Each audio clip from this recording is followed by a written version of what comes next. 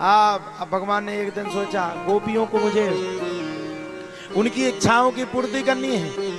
भगवान के एक बड़े सुंदर मित्र थे जिनका नाम था श्रीदामा। नाम सुने हो कि नहीं? भगवान ने अपने मित्र श्रीदामा को बुलाया।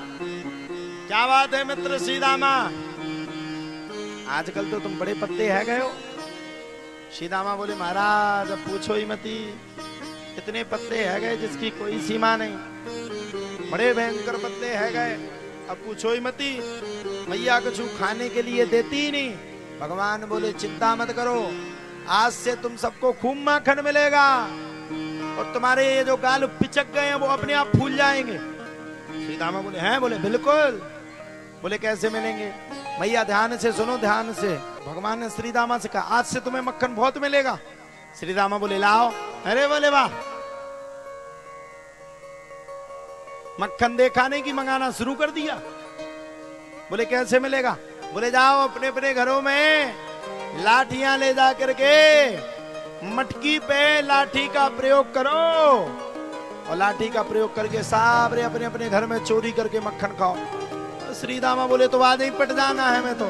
अब बोले भैया कुछ पाने के लिए कुछ खोना तो पड़ता ही है, रिस्क तो जिंदगी में करने पड़ता। जाओ, चल पड़े, लाठियां लेकर के चल पड़े और एक सांस में श्रीदामा के मित्रों ने लाठियों को मारा और जैसे ही मारा सो माताओं ने सुना सो इतनी पिटाई मारी, इतनी पिटाई मारी कि मक्खन खा के तो गाल फूले नहीं लेकिन गुट गुट करके अपने आप फूल गए। भगवान ने दूसरे दिन देखा, बोले देखो हमारे आइडिया ने 1 मिनट में तुम्हारे गाल फुलवा दिए। श्रीदामा बोले इसमें आपकी कोई कृपा नहीं है, ये मक्खन खा के नहीं फूले, ये तो पिटते पिटते अब फूल गए। भगवान बोले दे तेरे का, इतनी छोटी सी बात। भगवान बोले अब चिंता मत करो, अब की बार मैं चोरी करने चलूंगा, तुम मेरे साथ चलना। सबको लेकर के भगवान चले। पहले के जमाने में बड़ी बड़ी खिड़की होती थी, उनमें अंदर घुसने का कोई प्रयोजन नहीं होता था। भगवान दौड़ करके पहुंचे, खिड़की को देखा, ऊपर देखा, अगल में देखा, बगल में देखा, नीचे देखना भूल गए।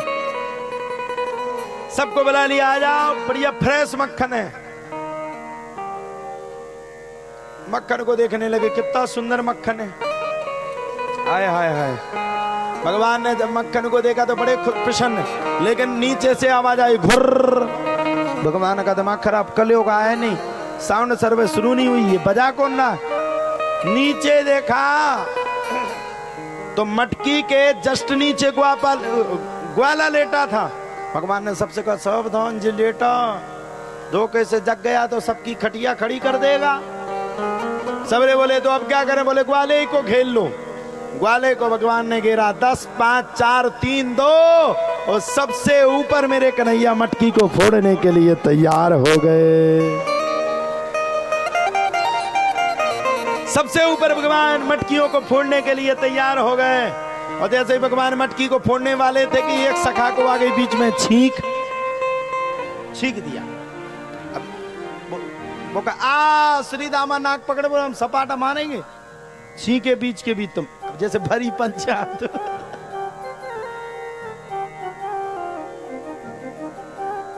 जैसे भरी पंचायत हो और कोई बीच में चीख छाक दे तो बुरा लगता ना, हाय राम भट्ट पागल। श्रीदामा ने कहा छींक राने हम मार डालेंगे, भगवान गिर जाएंगे ऊपर से नीचे। अब वो तो कितना कछु करो दुनिया छींक आ। श्रीदामा बोले हम सपाटा मारेंगे, अब तो कितना कछु कर लो। आपकी बार तीसरी बार श्रीदामा ने कहा छी। जैसे ही श्रीदामा ने कहा सबरे चटपट चटपट चटपट चटपट चटपट करके साफ गिर गए।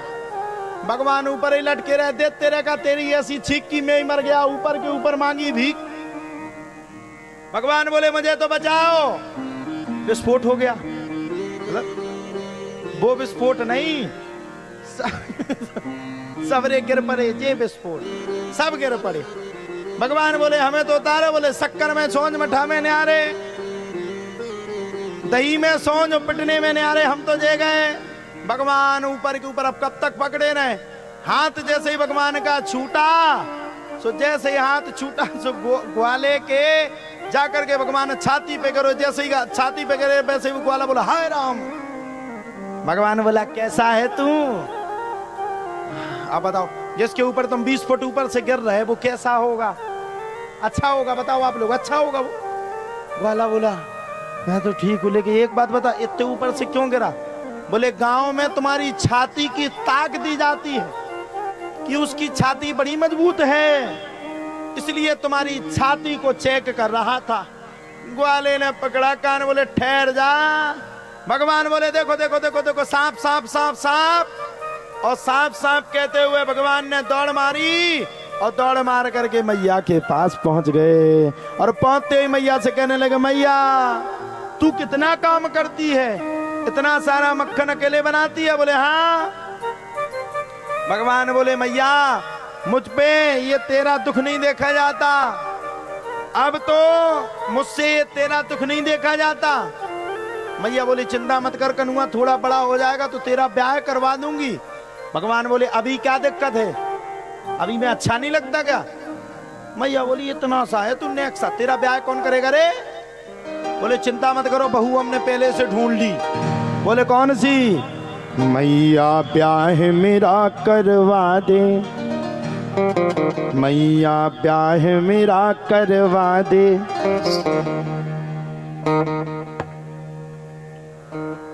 मरघट माथे से लगवा दे, अपने प्यार की मोकुला दे, दुल्हनिया जमुना पार की। धीरे धीरे करके भगवान की कथा आगे बढ़ी। कभी गोपियां भगवान को सता रहे, कभी भगवान गोपियों को सता रहे। धीरे धीरे करके भगवान की भगवत चर्चा आगे बढ़ी। एक दिन दीपावली का समय आ गया। माता यशोदा बड़े सुंदर सुंदर पकवानों को बना रही थी।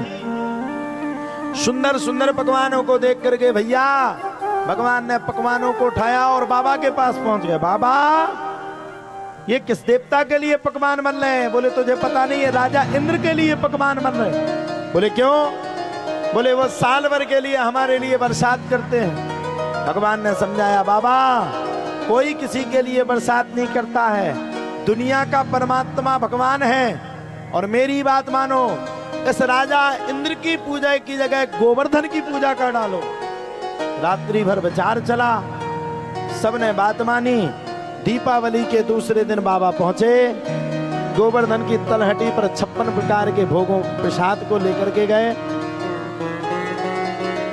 और 56 प्रकार के प्रसाद को लेकर के बाबा ने खिलाया और गोवर्धन महाराज की पूजा पाठ की।